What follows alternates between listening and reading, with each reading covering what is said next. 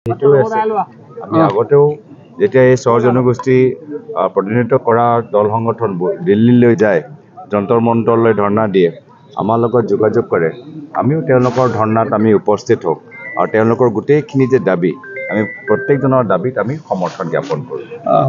ন্যায় যাত্ৰা কৰা কংগ্ৰেছে, গণতন্ত্ৰ ৰক্ষা কৰা কংগ্ৰেছে কালি দুটাকৈ চেনেলক বৰ্জন কৰাৰ সিদ্ধান্ত কৰে। ইয়াক গণতন্ত্ৰৰ বাবে কেনেকুৱা ধৰণৰ লক্ষণ? মানে যি চেনেলে সাংবাদিকতা নকৰে,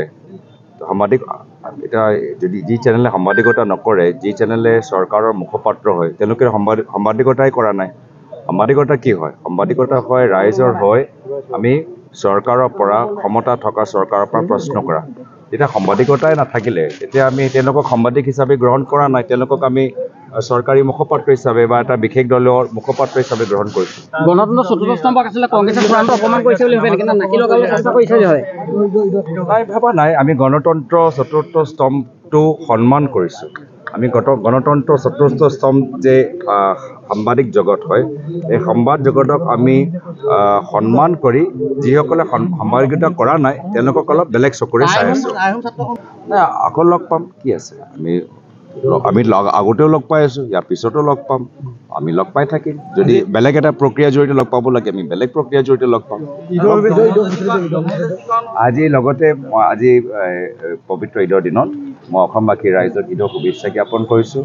আল্লাই যে সকলৰ ঘৰত শান্তি সম্প্ৰীতি এটা উজ্জ্বল ভৱিষ্যতলৈ আনে, তাৰ বাবে মই কামনা কৰিছোঁ। আৰু আল্লাই যে আমাক সকলোকে বিপদৰ পৰা আঁতৰত ৰাখে, সেইটো কামনা কৰিছোঁ। লগতে এই অসম মহাপুৰুষ শ্ৰীমন্ত শংকৰদেৱৰ অসম, মাধৱদেৱৰ অসম, আজান পীৰৰ অসম, লাচিত বৰফুকনৰ অসম হৈ থাকে। এই পৰম্পৰা আমি ধৰি ৰাখোঁ, এই সংস্কৃতি আমি ধৰি ৰাখোঁ, তাৰ বাবে মই সকলোৰে পৰা কামনা কৰিছোঁ।